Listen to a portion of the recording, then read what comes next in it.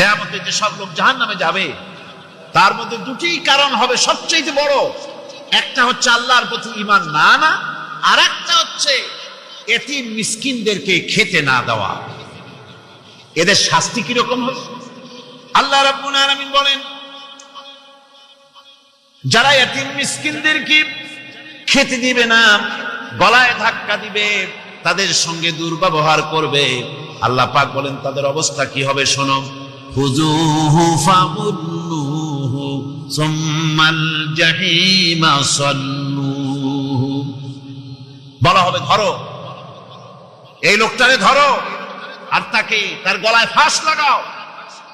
আল্লাহ পাকের প্রেমে উদ্বুদ্ধ হয়ে যারা নিজের প্রাণ প্রিয় সম্পদকে, ধনকে, সম্পদকে যারা এতিম, মিসকিন,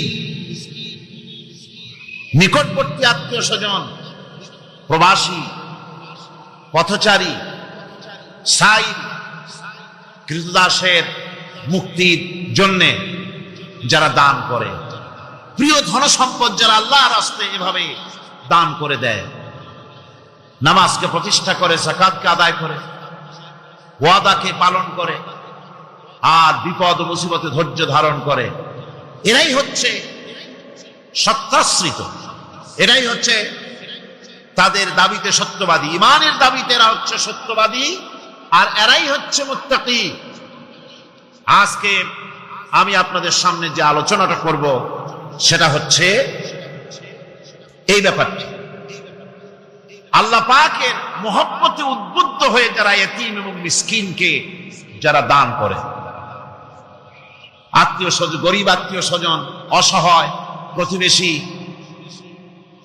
পথচারী, এদের জন্য যারা সাহায্য করে। কারণ হচ্ছে ইসলাম তো শুধু নামাজ রোজার কথাই বলেনি, ইসলাম মানুষের জীবনের সকল দুঃখ দুর্দশার দিকে লক্ষ্য রেখেছে। যারা বোঝে না তারা ইসলামকে শুধুমাত্র একটি ধর্ম মনে করে, আর ইসলামের যে অর্থনীতি আছে, সমাজনীতি আছে, এটা তারা বুঝতে পারে না। মাছের যেমন পচন ক্রিয়া শুরু হয় তার মাথা থেকে, সমাজের পচন শুরু হয় তেমন রাজনৈতিক নেতৃবৃন্দ, সমাজ নেতৃবৃন্দ এবং এক শ্রেণীর বুদ্ধিজীবীদের মাথা থেকে, তাদের থেকেই সমাজে পচন ক্রিয়া শুরু হয়ে যায়। এই শ্রেণীর লোকদের দাবি হলো ধর্ম আর অর্থনীতি সম্পূর্ণ দুই প্রান্তিক দিকে বাস করে। ধর্ম এক জিনিস আর অর্থনীতি হচ্ছে আর এক জিনিস, রাজনীতি হচ্ছে ভিন্ন জিনিস। তারা জানে না ইসলাম হচ্ছে পূর্ণাঙ্গ জীবন বিধান। আল্লাহ পাক বলছেন এই কোরআন কি যারা অনুসরণ করবে তাদের তো খাওয়া পড়ার অভাব হওয়ার কথা না। কোরআনে কারিমে আল্লাহ রাব্বুল আলামিন বলেন, ফামান তাবিআ হুদায়া ফালা খাউফুন আলাইহিম ওয়ালা হুম ইয়াহজানুন। আল্লাহ পাক বলেন এই কোরআনের অনুসরণ যারা করবে, এই কোরআনের আইন যারা মেনে চলবে, কোরআনকে মেনে যারা চলবে, এর শাসন যারা মেনে চলবে, ফালা খাউফুন আলাইহিম, ওদের জন্য কোনো ভয় নাই, ওয়ালা হুম ইয়াহজানুন, ওদের জন্য কোনো চিন্তাও নাই। কিসের ভয় নাই? যেই সমাজে কোরআনের আইন চালু হয়ে যাবে, ওই সমাজের ভিতরে চুরির ভয়, ডাকাতির ভয়, জেনার ভয়, হত্যার ভয়, ধর্ষণের ভয়, লাঞ্ছনার ভয়, গঞ্জনার ভয়, কোনো ভয় থাকবে না। ওয়ালা হুম ইয়াহজানুন, ওই সমাজের মানুষের মনে কোনো চিন্তাও থাকবে না। কিসের চিন্তা থাকবে না? যেই সমাজে কোরআন চালু হয়ে যাবে, কোরআনের আইন দিয়ে সমাজ পরিচালিত হবে, ওই সমাজের মানুষের খাওয়া পড়া, শিক্ষা, চিকিৎসা, বাসস্থানের কোনো চিন্তা থাকবে না। ইসলামী সমাজ তার গ্যারান্টি দেবে। জোরে বলেন সুবহানাল্লাহ, জোরে বলেন আলহামদুলিল্লাহ। এটা আল্লাহ পাকের ওয়াদা। কার ওয়াদা? জোরে কোন তো? আল্লাহ পাক। ফামান তাবিআ হুদায়া ফালা খাউফুন আলাইহিম ওয়ালা হুম ইয়াহজানুন, আল্লাহ পাকের ওয়াদা। কিন্তু দুর্ভাগ্য আমাদের, আল্লাহর ওয়াদা বিশ্বাস হয় না। ওই যে প্রথম দিন বলেছিলাম যে ওয়াদার মৌসুম এসে গেছে, ওয়াদার এক বিরাট মৌসুম এসে গেছে। এখন থেকে যত জনসভা হবে শুনতে পারবেন শুধু ওয়াদা আর ওয়াদা। এই সব ওয়াদাগুলি মানুষেরা বিশ্বাস করে, কিন্তু আল্লাহ পাকের ওয়াদা মুসলমান হওয়া সত্ত্বেও মগজে ঢোকে না, মনের মধ্যে বিশ্বাস স্থাপন করতে পারে না। আল্লাহ পাক বলছেন কোরআনকে মানো, কোরআনকে মেনে চলো, তাহলে সমাজ সুন্দর হবে, ভয় থাকবে না, চিন্তা থাকবে না। এই পৃথিবীতে প্রথম দিন থেকেই পৃথিবীতে দুইটা শ্রেণী চলে এসেছে। এই পৃথিবীতে একটা হচ্ছে ধনী, আর একটা হচ্ছে দরিদ্র। ধনী আর গরিব আবহমান কাল থেকে এই দুই শ্রেণী চলে আসছে। আদিকাল থেকেই মানুষ এই দুই শ্রেণীর ভিতরে সমতা সৃষ্টির জন্য প্রচেষ্টা চালিয়েছে। দার্শনিকরা চালিয়েছে, বিজ্ঞানীরা চালিয়েছে, এবং এক একজন এক এক ধরনের মতবাদ দিয়ে এই দুই প্রান্তিক অবস্থা থেকে একই সমান্তরালে আনার জন্য চেষ্টা আর কম করেনি। পুঁজিবাদের হাত থেকে রক্ষা পাওয়ার জন্য সমাজতন্ত্র তৈরি হলো, কমিউনিজম তৈরি হলো। অবস্থা তারা দেখতে পেল সর্বনাশ। আগে তো ছিলাম চোরের বাড়ির সামনে, সব চুরি হয়ে যেত। এখন তো ডাকাতের ঘাটে সেই নৌকা লাগালাম, এখন তো জানো যাবে। সেজন্য সমাজতন্ত্র পৃথিবীকে কিচ্ছু দিতে না পেরে নিজের দেশেই আত্মহত্যা করলো। এরপরে আবার বাঁচার জন্য মুক্তবাজার অর্থনীতির নামে সমাজতন্ত্রীরা আবার সেই পুঁজিবাদের দিকে অগ্রসর হওয়ার চেষ্টা চালাচ্ছে। পৃথিবী সাক্ষী, দুনিয়া সাক্ষী, মানুষের তৈরি করা মতবাদ দিয়া পৃথিবীতে কোথাও স্থায়ী কোনো শান্তি আসে নাই। এ কথাটা কি মিথ্যা না সত্য? এ কথা মিথ্যা না সত্য? সুতরাং এই পৃথিবীর বুকে না সমাজবাদ দিয়ে শান্তি হবে, না পুঁজিবাদ দিয়ে শান্তি হবে। পৃথিবীর বুকে শান্তি হতে পারে কেবলমাত্র নবীদের পরিকল্পনার মাধ্যমে। কারণ দার্শনিক বিজ্ঞানীরা যা বলেছেন, পরিকল্পনা দিয়েছেন, সব তাদের মন মস্তিষ্ক প্রসূত। আর আম্বিয়া আলাইহিমুস সালামকে পরিকল্পনা দিয়েছেন সব আল্লাহ রাব্বুল আলামিনের দ্বারা। নবীদের পরিকল্পনা কার? জোরে চিল্লায় কোন কার? আল্লাহ রাব্বুল আলামিন তাদেরকে পরিকল্পনা দিয়েছেন। সেই পরিকল্পনার ভিত্তিতে তারা আদর্শ সেট করেছেন। মানুষের মধ্য থেকে দুঃখ, দুর্দশা, দারিদ্র, ক্ষুধা সব দূরীভূত হয়েছে, মানুষ সুখ পেয়েছে, সমৃদ্ধ পেয়েছে। ওই হাদিস আপনাদের সামনে আরো বলেছি, অনেক ওলামারা বলেছেন, আপনাদের আবার স্মরণ করিয়ে দিচ্ছি। সেই যে হযরতে খাব্বাব রাদিয়াল্লাহু তাআলা আনহু রাসূল করিম সাল্লাল্লাহু আলাইহি ওয়াসাল্লামের খেদমতে গিয়ে বলেছিলেন যে আলা তাস্তানসিরু লানা, আলা জান্নাতীরা খামোশ হয়ে বসে থাকবেন। বিশ্বনবী মুহাম্মদ রাসূলুল্লাহ সাল্লাল্লাহু আলাইহি ওয়াসাল্লাম তখন বলবেন, হায় আল্লাহ রাব্বুল আলামিন, জান্নাতীরা আমার উম্মতেরা তারা বুঝতেই পারে নাই, তোমার কাছে যা বেশি আছে সেটা তারা বুঝতে পারে নাই। হায় আল্লাহ তাআলা, জান্নাতীরা সব নিয়ামত পেয়েছে ঠিক, কিন্তু যার জন্য আরামের ঘুমকে হারাম করে গভীর রাত্রে জেগে জেগে তাহাজ্জুদের নামাজ আদায় করে চোখের পানি ফেললো, যার জন্য জিহাদ করলো, যার আইন কায়েমের জন্য শহীদ হলো, যার জন্য মান ইজ্জত শেষ করলো, হিজরত করলো, কষ্ট করলো, রক্ত দিল, জীবন দিল, সেই আল্লাহকে তারা এখনো দেখতে পারে নাই। কোরআন হচ্ছে আল্লাহ তাআলার বাণী। এর মধ্যে যত কথা আছে সব কার? বলেন সবাই। সবটা আল্লাহর কথা, একেবারে শুরু থেকে নিয়ে শেষ পর্যন্ত সব আল্লাহর কথা। এর মধ্যে মুহাম্মদ সাল্লাল্লাহু আলাইহি ওয়াসাল্লামের কোনো কথা নাই, কোনো মানুষের কথা নাই, কোনো জিন অথবা শয়তান ইত্যাদির কারো কোনো বাতিলের প্রবেশের কোনো সুযোগ এই কোরআন শরীফের মধ্যে নাই। আল্লাহ তাআলা খুব করে গ্যারান্টি দিচ্ছেন। তিনি বলছেন, ওয়ালাউ তাকাওয়ালা আলাইনা বা'দাল আকাওয়িল। আল্লাহ তাআলা বলেন, এই কোরআনে কারীমের ভিতরে আমার নবী যদি নিজের থেকে বানায়া কোনো কথা যদি আমার নামে তিনি চালায় দিতেন, আমি আল্লাহ রাব্বুল আলামিন তার ডান হাতকে চেপে ধরতাম এবং তার কণ্ঠ নালীকে আমি আল্লাহ কেটে ফেলে দিতাম। কত বড় গ্যারান্টি! মুহাম্মদ সাল্লাল্লাহু আলাইহি ওয়াসাল্লাম নিজের পক্ষ থেকে একটি কথাও যদি ঢুকাতেন এর মধ্যে, আমি তার ডান হাত চেপে ধরতাম, তার কণ্ঠনালী কেটে ফেলে দিতাম। সুবহানাল্লাহ ওয়া বিহামদিহি। তার মানে হচ্ছে এর মধ্যে যত কথা সবটা কার? আল্লাহ তাআলা। এটি নাজিল হতে সময় লেগেছে কত বছর বলতে পারবেন? 23 বছরেরও কিছু বেশি সময় লেগেছে নাজিল হতে। প্রশ্ন ওঠে, কোরআন আল্লাহ এত দীর্ঘদিন তিনি লাগালেন কেন? ইচ্ছে করলে আল্লাহ তাআলা তার নিজের কোন কুদরতি প্রেসে ছাপাইয়া লক্ষ কোটি কপি জিবরাইলের মারফত পৃথিবীতে পাঠায় দিতে তো পারতেন, বৃষ্টির মতো নাজিল করে দিতে পারতেন। 23 বছর লাগলো কেন? প্রশ্ন উঠতে পারে। কথা যদি যেহেতু সবই আল্লাহ, তো এত দেরি করে এত বছর সময় লাগলো কেন? এটা বোঝার জন্য বুঝতে হবে মুহাম্মদ সাল্লাল্লাহু আলাইহি ওয়াসাল্লাম সহ আল্লাহ যত নবী পাঠিয়েছেন, আদম আলাইহিস সালাম থেকে নিয়ে মুহাম্মদ সাল্লাল্লাহু আলাইহি ওয়াসাল্লাম পর্যন্ত সব হলো আল্লাহর নবী। সব কি আল্লাহর নবী। যাদেরকে নবী হিসেবে আমরা নাম জানি তারা সবাই আল্লাহর নবী। তাদেরকে পৃথিবীতে পাঠানো হয়েছে, জমিন আল্লাহ, আইন চলবে কার? আল্লাহ তাআলা।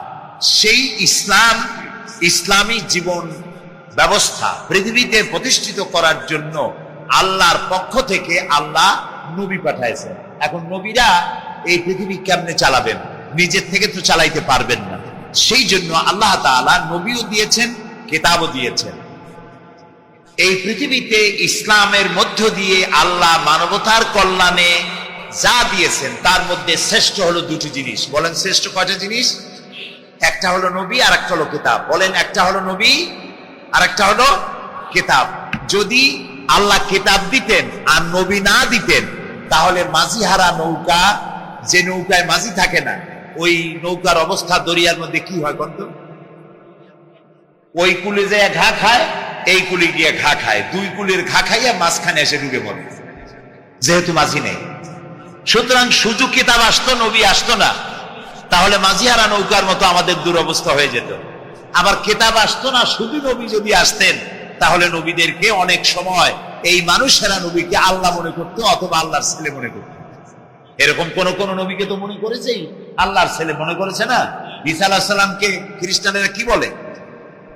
وقالت النصارى المسيح ابن الله। আল্লাহ তাআলা বলেন খ্রিস্টানেরা বলে মসিহ হচ্ছে আল্লাহর পুত্র। বলেন নাউযুবিল্লাহ। ওজায়েরকে তারা আল্লাহর পুত্র বলেছে এবং এক পর্যায়ে গিয়ে খ্রিস্টান এবং ইহুদিরা বলেছে যে শুধু ওজায়ের আর ঈসাই আল্লাহর পুত্র নয়, নাহনু আবনাউল্লাহ, আমরাও আল্লাহর নাতিপুতি, আমরা বাদ যাবো কেন? এভাবে তারা বলেছে। সুতরাং ইসলামের মধ্য দিয়ে আল্লাহ তাআলা মানবতার যত কল্যাণ সাধন করেছেন তার ভিতরে শ্রেষ্ঠ কল্যাণ দুটি, একটি হলো নবী আর একটা হলো কিতাব। নবী আর কিতাব হচ্ছে ওতপ্রোতভাবে জড়িত। যেহেতু ইসলাম একটি আন্দোলনের নাম, একটি জীবন ব্যবস্থার নাম, একটি মোকাম্মাল নিজামে হায়াতের নাম, সেই আন্দোলনকে পরিচালিত করেছেন নবীরা। নবীরা এই আন্দোলন পরিচালিত করতে গিয়ে যখন যে ধরনের যে সমস্যার মোকাবেলা করেছেন, ওই সমস্যাকে ওভারকাম করার জন্য আল্লাহর পক্ষ থেকে যে বিবৃতি, বাণী, মত, রায়, বক্তব্য এসেছে, সেই বক্তব্য, সেই বিবৃতি, সেই রায়, সেই মত আল্লাহ, সেইগুলি যে কিতাবে লেখা হয়েছে 23 বছর ধরে নবুয়াতের জিন্দেগীর যে কিতাবে লেখা হয়েছে, সেই কিতাবের নাম কোরআন শরীফ। যেহেতু ইসলাম জীবন ব্যবস্থা, তাই সময় লেগেছে 23 বছর। এটি সময়ের সাথে শানে নজুল আছে, প্রেক্ষাপট আছে, কি কারণে, কোন আয়াত, কোন সূরা কেন নাজিল হলো, সেগুলির একটা বিরাট ইতিহাস রয়েছে। কোরআনে কারীম আল্লাহ তাআলা নাজিল করে দিলেন। নবী করিম সাল্লাল্লাহু আলাইহি ওয়াসাল্লাম এই কোরআন দিয়ে একটি সমাজ, একটি রাষ্ট্র তৈরি করলেন। বলেন সুবহানাল্লাহ। আমরা বুঝি নাই, না বুঝার কারণে কোরআনের কাছে যাই না। কোরআনের কাছে আমরা কখন যাই? যখন আমাদের কারো জ্বর হয়, আমাদের বউর যদি সোনার জিনিস চুরি হয় অথবা গরু চুরি হয়, তখন এক মৌলভী সাহেবের কাছে যাওয়া হয়, হুজুর গরু চুরি হয়ে গেছে, একটু চাল পড়া দেন, চোর ধরবো।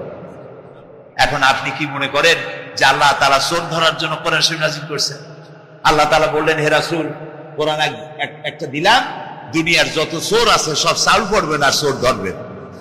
যত মেয়ে লোকরে জেনে ধরে খালি তাবিজ লাগবেন আর জেন ছাড়াবেন। এই জন্য আসছে কোরআন? না, এই জন্য কোরআন আসছে। কোরআন কি জন্য আসছে? কোরআন চোরকে ধরার জন্য আসে নাই, চুরিকে বন্ধ করে দেওয়ার জন্য কোরআন এসেছে। কথা কি বুঝতে পারেন? বিশ্বকবি আল্লামা ইকবাল বলেন, वो जमाना में मुअज़्ज़ज़ थे मुसलमान होकर और तुम खार बने हो तारिके कुरआन होकर। সে যুগে মুসলমানেরা কোরআনকে সম্মান করে, কোরআনের আইনকে অনুসরণ করে পৃথিবীতে তারা মর্যাদা লাভ করেছিলেন। আর আজকে কোরআনকে ছেড়ে দিয়ে তোমরা অমর্যাদীয়, পৃথিবীর মধ্যে নির্যাতিত, নিপীড়িত, হোমলেস, স্টেটলেস, পৃথিবীতে সব থেকে নির্যাতিত তোমরা হয়েছ কোরআনের সাথে সম্পর্ক ছিন্ন করার কারণে। আজ যদি আমরা আমাদের ভাগ্যকে, ভাগ্যের উন্নয়ন যদি চাই, আচ্ছা আমি আগে জিজ্ঞেস করে নিতে চাই, আমরা কি আমাদের ভাগ্যের উন্নয়ন চাই? কারা কারা চাই দেখি তো, ভাগ্যের উন্নয়ন কারা চাই? আমরা সবাই চাই। ভাগ্যের উন্নয়ন যদি চাই তাহলে কি করতে হবে?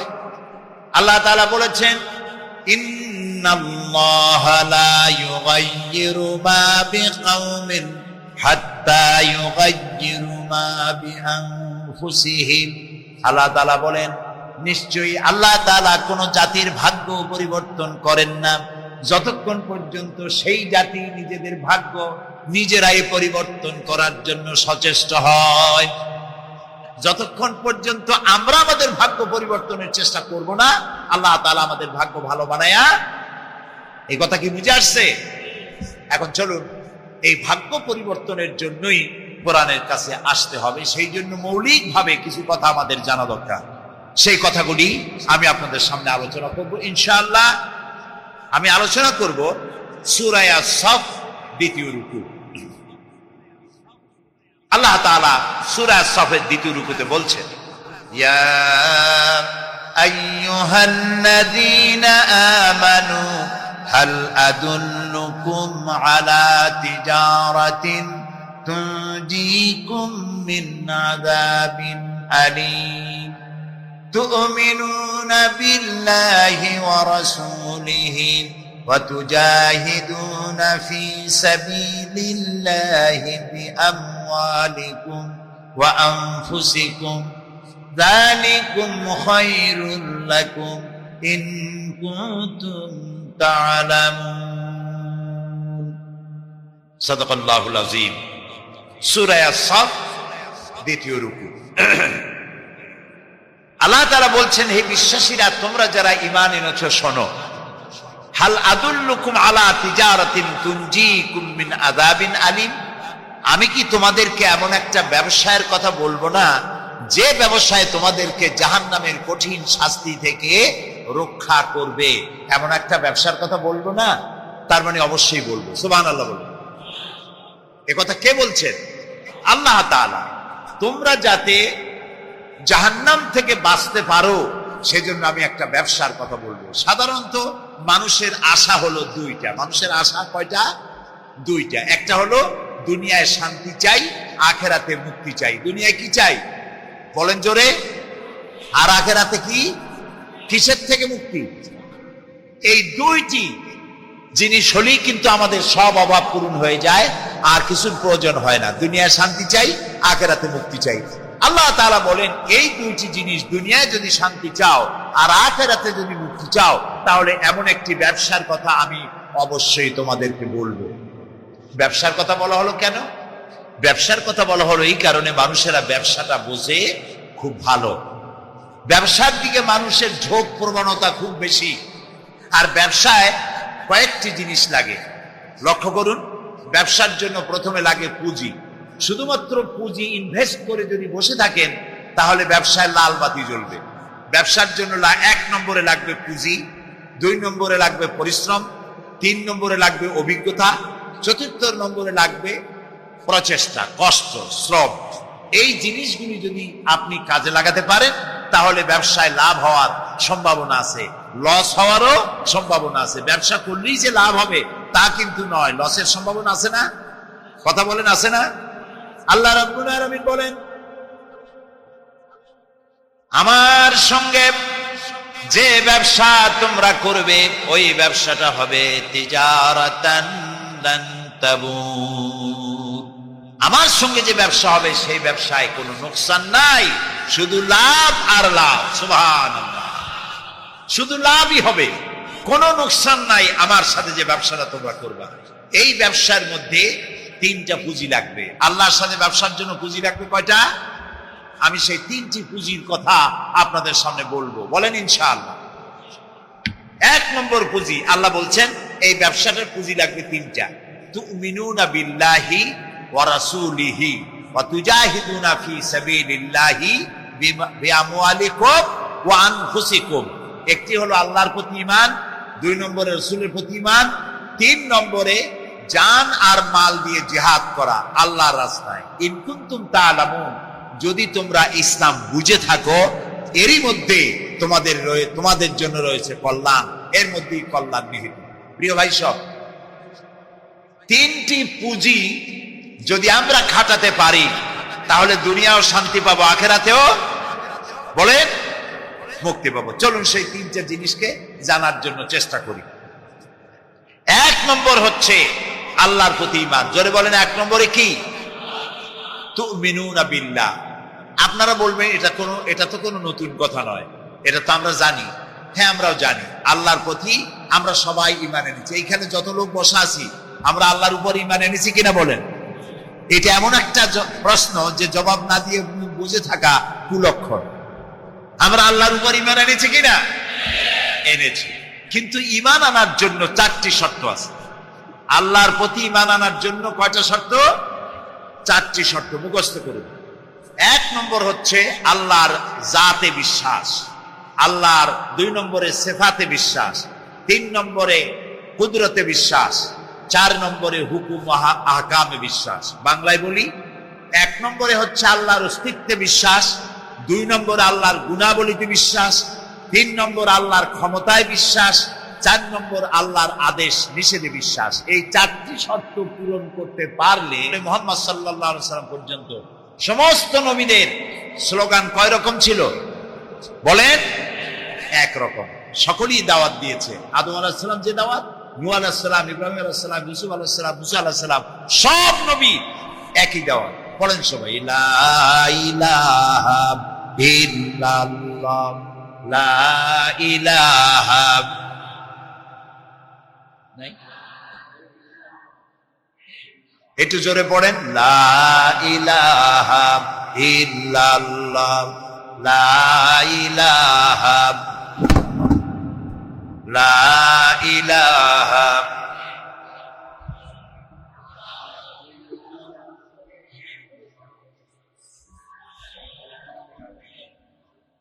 সব নবীদের একটাই স্লোগান, লা ইলাহা। কোন ইলাহা নাই, আইনদাতা নাই, বিধানদাতা নাই, হুকুমদাতা নাই, শাসনকর্তা নাই, হায়াত এবং মওতের মালিক নাই। কে ছাড়া? বলেন সবাই, আল্লাহ। ইল্লাল্লাহ, আল্লাহ ছাড়া কেউ নাই। সুবহানাল্লাহ বলেন।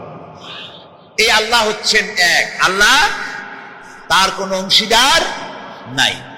এই কথাটি সূরা ইখলাসের মধ্যে আল্লাহ তাআলা পরিষ্কার করে দিয়েছেন তার ওয়াহদানিয়তের কথা। পড়েন আমার সাথে, কুল হুয়াল্লাহু আহাদ, আল্লাহুস সামাদ, লাম ইয়ালিদ ওয়া লাম ইউলাদ ওয়া লাম ইয়াকুল লাহু কুফুয়ান আহাদ। আল্লাহ তাআলা বলেন, নবী আপনি বলুন আল্লাহ এক, তিনি একক, তিনি কাউকে জন্ম দেন নাই, তাকেও কেউ জন্ম দেয় নাই। আকাশ এবং জমিনে আল্লাহর সমকক্ষ কেউ নাই। এটা আল্লাহর অস্তিত্বের প্রমাণ। তিনি ছিলেন, তিনি আছেন, তিনি থাকবেন। তো আল্লাহ রাব্বুল আলামিনের তিনি যে এক এবং তিনি আছেন, এটাকে স্বীকার করতে হবে। আমি মনে করি না যে আল্লাহর অস্তিত্বের উপরে কোনো বড় বক্তব্য এখানে রাখার প্রয়োজন আছে। এখানে কোনো নাস্তিক আসছে বলে আমি মনে করি না, আলহামদুলিল্লাহ কর। তবে নাস্তিক কিছু আছে, আমাদের দেশে কিছু আছে। এদের চাইতে কপাল পোড়া যারা নাস্তিক, আল্লাহকে স্বীকার করে না, তাদের থেকে হতভাগ্য, তাদের থেকে কপাল পোড়া পৃথিবীতে আর কেউ নাই। তারা বলে দেয়ার ইজ নো গড, স্রষ্টা বলতে কেউ নাই। আনসিন ইজ নাথিং, যা দেখি না তা বিশ্বাস করি না। আল্লাহরে দেখা যায় না, ছোঁয়া যায় না, অনুভব করা যায় না, রং নাই, গন্ধ নাই, কাজী এটারে বিশ্বাস করি না। নাউযুবিল্লাহ। এই কথা যে তারা বলে, এই কথার মধ্যে তাদের বৈপরীত্য আছে, স্ববিরোধী কথা তাদের। কারণ তারা বাতাস দেখে না, অথচ বাতাসের অস্তিত্বকে স্বীকার করে। বাতাসকে আমরা দেখি, অস্তিত্ব স্বীকার করি কিনা? ফুলের গন্ধ দেখি, ফুল দেখি, ফুলের গন্ধ দেখি না। গন্ধ অস্বীকার করেন কেউ? অস্বীকার করি না। তারপরে ইথার দেখি না, অক্সিজেন দেখি না, বিশ্বাস করি কিনা? এগুলি আছে, বিশ্বাস করি কিনা? তো এগুলিকে আমরা বিশ্বাস করি না দেখে কত বড় কপাল পোড়া। আল্লাহরে দেখি না তাই বিশ্বাস করি না। গ্যাগারিন, যিনি সর্বপ্রথম মহাশূন্যচারী ছিলেন, যারা প্রথম আকাশ ভ্রমণ করেন, মহাশূন্য, এই মহাশূন্য ঘুরে এসে গ্যাগারিন বলেছিল যে মহাশূন্য ঘুরে এলাম। হিন্দুরা যাকে ভগবান বলে, খ্রিস্টানরা যাকে গড বলে, আর মুসলমানরা যাকে আল্লাহ বলে, আমরা বহু দিনের পর দিন, সপ্তাহের পর সপ্তাহ সারা আকাশটা ঘুরে আসলাম, মহাশূন্য। আল্লাহও দেখলাম না, ভগবানও দেখলাম না, আর এই গডও দেখলাম না। তো এইটা আমি পড়লাম কাগজে, পড়ে আর চিন্তা করলাম যে কত বড় পাগল তুমি। আল্লাহরে দেখবা কেমনে? তুমি তো তোমার নিজের শরীরটাই দেখো না। আমরা কি আমাদের শরীর দেখি? সামনের টুক ছাড়া আমাদের মাথাটা কেমন, মাথার তালুটা কেমন, গর্দানের পেছনটা কেমন, আমার পিঠটা কেমন, আয়নার সাহায্য ছাড়া কোনোদিন কি দেখতে পেরেছি? তো নিজের শরীরই তো দেখি না, এই শরীরের স্রষ্টাকে দেখতে চাও, সাহস তো কম না তোমার। কিভাবে দেখবে তাকে?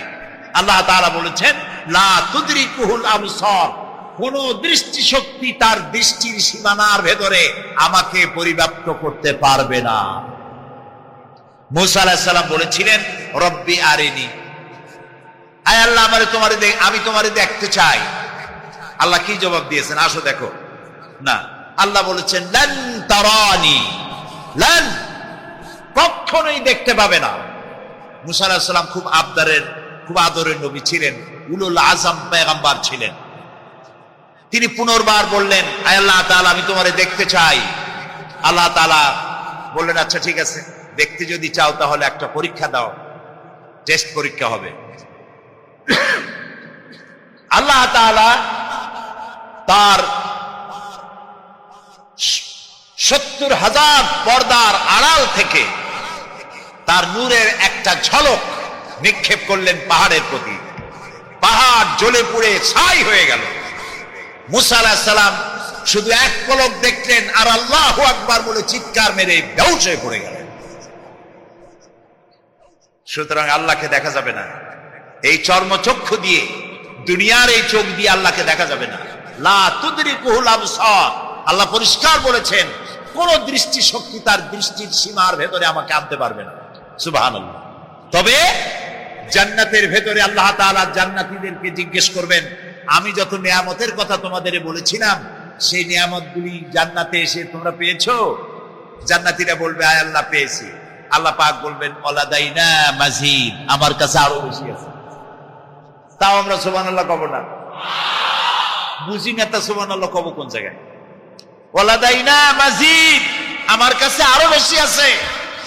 বেহেশতীরা চিন্তা করলো এত মজা, বেহেশত, কত কিছু পাইলাম, এরপরে গাছে পাকা পাকা ফল খাইতে ইচ্ছা করে, গাছে উঠবো না, গাছের ডাল মুখের কাছে আসে, ছিঁড়বো না, ফল মুখের মধ্যে পড়ে যায়, চাবাবো না, গুলে পেটের মধ্যে চলে যায়। করলো, রক্ত দিল, জীবন দিল, সেই আল্লাহকে তারা এখনো দেখতে পারে নাই।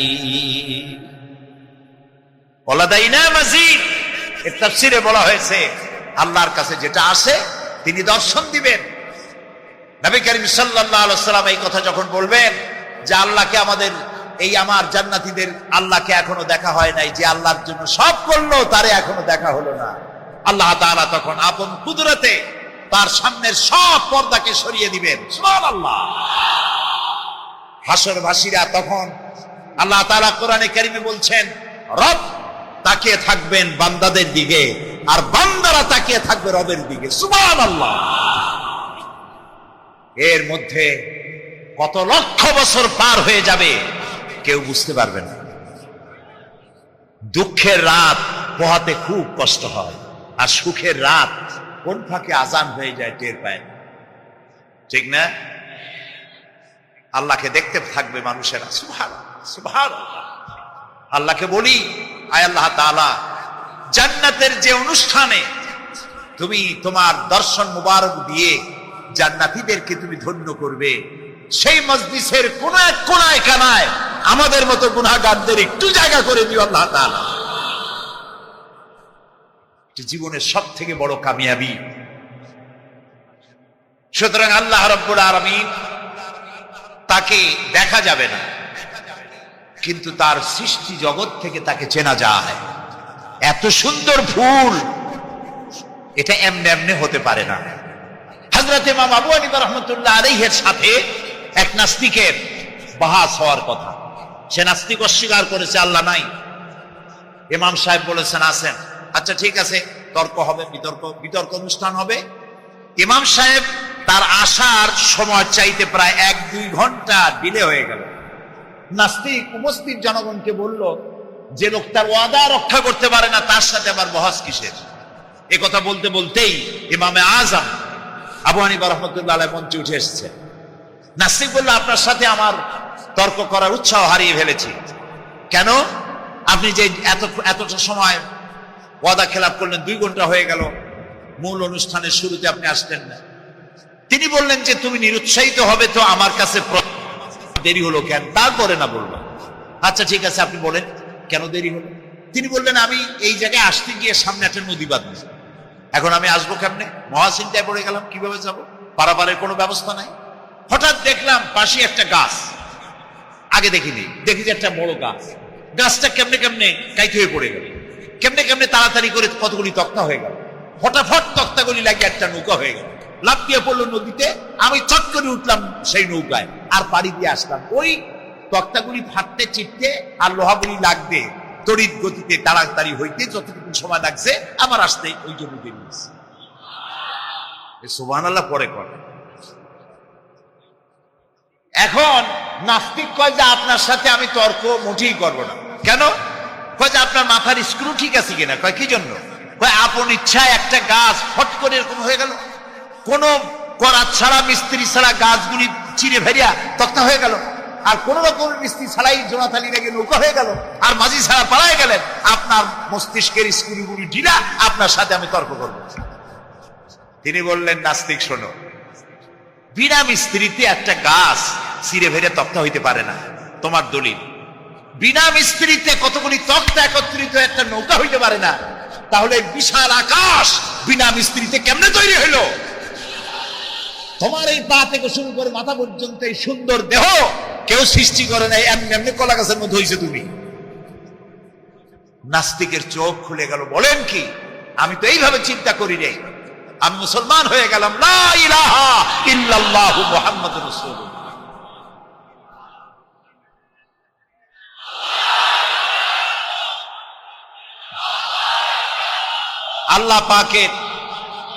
আল্লাহ পাকের অস্তিত্বকে বোঝার জন্য তার সৃষ্টি জগৎ যথেষ্ট। সুবহানাল্লাহ। শুধুমাত্র কপাল পোড়া ওরাই আল্লাহরে চেনে না। লক্ষ্য করুন, আপনার আমার পা থেকে শুরু করে মাথা পর্যন্ত কি সুন্দর বিন্যাস করেছেন আল্লাহ তাআলা। সুবহানাল্লাহ।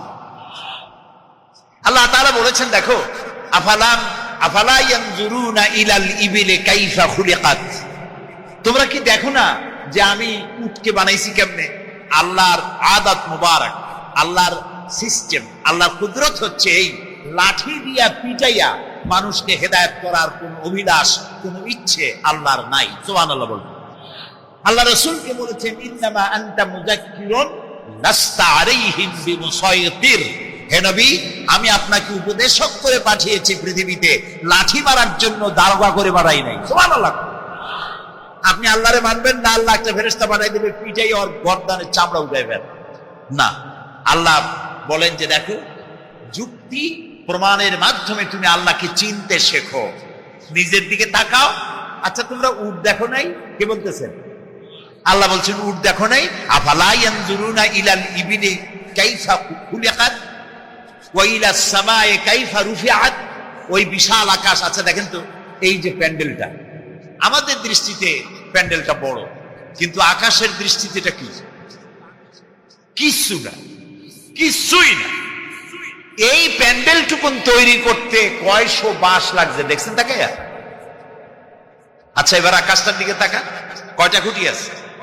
কয়টা খুঁটি আছে? আল্লাহ তাআলা বলছেন আনতুম আশাদ্দু খালকান আমিস সামাউ বানাহা, তোমারে বানানো কঠিন না ওই বিশাল আকাশটা বানানো কঠিন?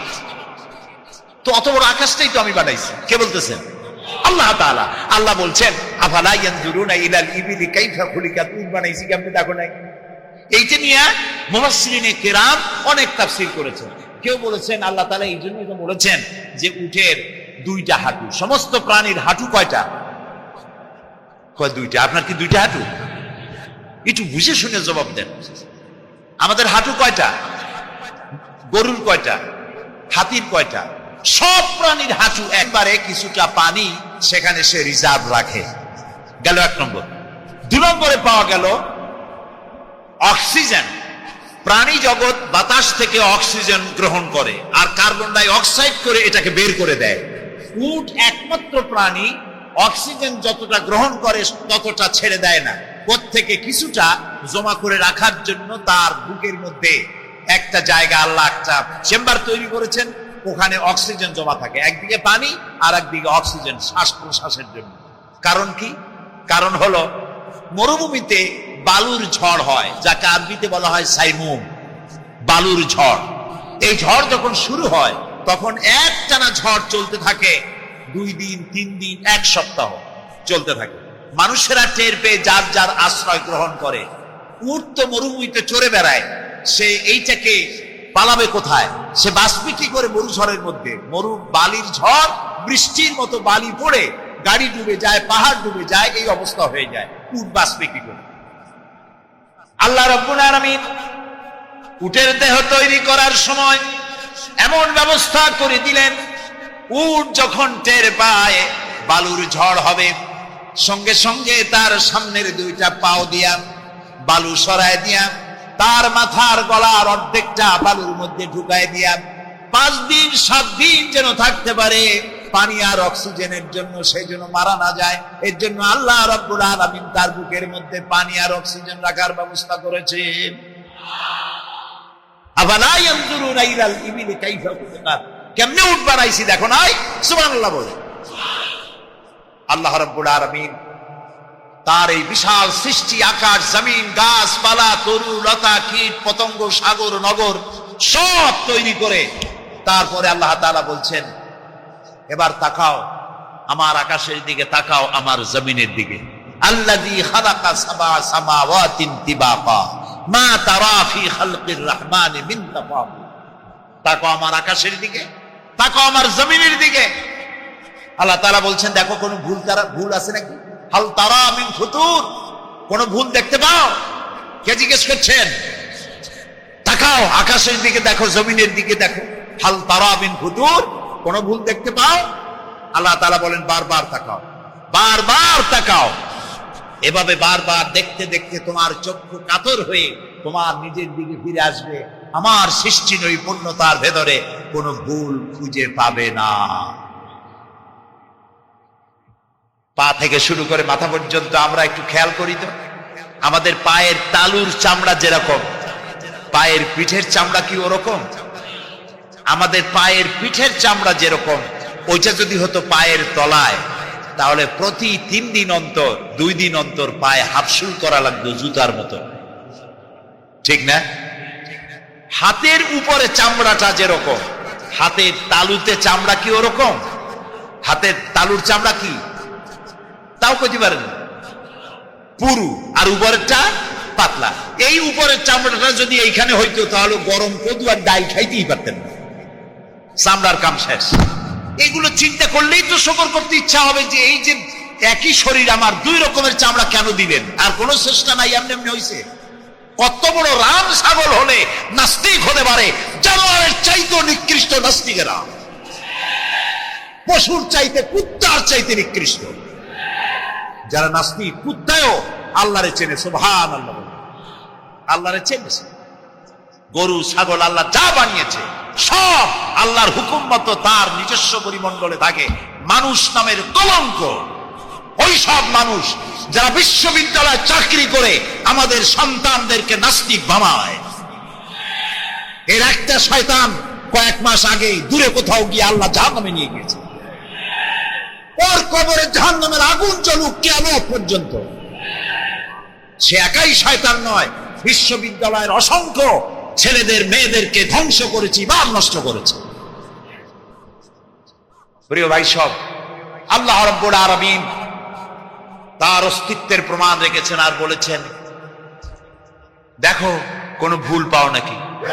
আল্লাহর এক দরবেশ বান্দা এক বট গাছের নিচে বিশ্রাম করতেছিল আর সূরা মুলক পড়তেছিলেন। এই আয়াতের কাছে এসেছেন, হাল তারা মিন ফুতুর, দেখতে পাও কোন ভুল। শুয়ে শুয়ে বলতেছে, আল্লাহ তোমার সৃষ্টি জগতে তো ভুল ধরার কোন উপায় নাই, কেউ ধরতে পারবে না, তবে আমার চোখে একটা জিনিস বেমানান মনে হয়। ভুল ধরতে কারো ক্ষমতা নেই, একটা জিনিস আমার কাছে বেমানান লাগে। একা একা বলতেছে, সেটা হলো এই, তুমি তাল গাছ বানাইছো যেমন তালও সেই রকম বড়, বেল গাছ যেমন বেলও বড়, নারকেল গাছ যেমন নারকেলটাও বড়, কিন্তু এত বড় বিরাট বট গাছ ফল একেবারে ইতুটুকু ইতুটুকু, এইটা একটু বেমানান লাগতেছে। এই চিন্তা করতেছে দরবেশ সাহেব, হঠাৎ করে একটু বাতাস এসে গাছের ডাল আন্দোলিত হয়েছে। একটা আধা পাকা বটের ফল অনেক উঁচু থেকে ছিঁড়ে এসে দরবেশের নাকের উপরে পড়ছে, নাকটা জ্বলে উঠছে। দরবেশ সাহেব বলছে, আস্তাগফিরুল্লাহ, আল্লাহ এটা তো ফল না, এটা আমার চিন্তার জবাব। আমি চিন্তা করতেছি গাছ আনমান ফল হয় নাই, তাল গাছ যেমন ফল যেমন, বট গাছ যেমন ফল যদি ওই আকারে হইতো, ফলটা যে পজিশন নিয়ে আমার নাকে পড়ছে এতে তো আমার নাকও যাইতো মাথাও যাইতো। সুতরাং আল্লাহ রাব্বুল আলামিন তার সৃষ্টি জগৎকে আপন কুদরত দিয়ে সুন্দর করে সৃষ্টি করেছেন। ভাগ্যবান তারা যে আল্লাহকে স্বীকার করে 5 ওয়াক্ত নামাজে আল্লাহকে সেজদা দেয়। সুবহানাল্লাহ। আর শিক্ষক নামের, শিক্ষিত নামের কলঙ্ক ওই সব মুসলমান যারা মুসলমানের ঘরে জন্মগ্রহণ করে নিজেকে নাস্তিক বলে পরিচয় দেয়, নিজেকে যারা বামপন্থী বলে পরিচয় দেয়। মুসলমান তা আবার বামপন্থী। আস্তাগফিরুল্লাহ। কোরআনে কারিমে আল্লাহ তাআলা বলেছেন, আসহাবুল ইয়ামিন আসহাবুশ শিমাল, ডানপন্থী আর বামপন্থী। রাসূলুল্লাহ বলেছেন, বাম হাতে খায় শয়তান, তোমরা বাম হাতে খাবা না। বাম দিকের কামটাই শয়তানের, বাম দিকের কাম কার? জোরে বলেন। এই জন্য রাস্তা দিয়ে হাঁটবেন, ডান দিক দিয়ে হাঁটেন। কিছু খাইবেন, ডান দিক দিয়ে খান। কিছু শুরু করবেন, ডান দিক দিয়ে করেন। মুসলমানের কাজ সব ডান। ডানপন্থীদের নেতা পয়গম্বরেরা সব ডানপন্থীদের নেতৃত্ব দিয়ে আল্লাহ রাব্বুল আলামিন কিয়ামতের দিন ডানপন্থীদের নিয়ে আল্লাহর নবীরা জান্নাতে চলে যাবে। ঠিক কিনা? আল্লাহ হেদায়েত নসিব করুন, বলেন আমিন। তাহলে 3টি পুঁজির কথা বলেছিলাম, তার মধ্যে প্রথম পুঁজি হলো আল্লাহর কি বিশ্বাস করতে দেখি? অস্তিত্বকে বিশ্বাস করা। এই অস্তিত্বের উপরে আমি আর আলোচনা করতে চাই না। আমরা বিশ্বাস করি আল্লাহ আছেন, ঠিক না? আচ্ছা, এবার প্রশ্ন করি, আল্লাহ আছেন, কোথায় আছেন? আচ্ছা, বুঝতে পারছি আপনাদের মধ্যে ইখতিলাফ হয়ে গেছে। কেউ বলছেন সব জায়গায়, কেউ বলছেন আরশে, কেউ বলছেন আকাশে। আর যারা বেশি বুদ্ধিমান তারা কোনো জবাব দেন নাই, চিন্তা করছেন কোনটা কইয়ে কোন জ্বালায় পড়ি। আল্লাহ রাব্বুল আলামিন কোথায় আছেন সেই প্রশ্ন আল্লাহ কি করা দরকার? আল্লাহ আপনি কোথায় আছেন এই প্রশ্ন আমরা করার আগে আল্লাহ রাব্বুল আলামিন কোরআনে কারীমের মধ্যে জবাব দিয়ে দিয়েছেন, আর রাহমানু আলাল আরশিস্তাওয়া। সুবহানাল্লাহ। আল্লাহ সব জায়গায় আছেন এ কথা ঠিক নয়। কেন ঠিক নয় সেটাও বুঝায় দেয়। সব জায়গা বলতে তার মধ্যে তো টয়লেটও আছে। সব জায়গা বলতে আরো বহুত খারাপ জায়গা আছে, আমি সে জায়গাগুলির নাম নিলাম না। তাহলে আল্লাহ কি সেসব জায়গা আছে? বলেন।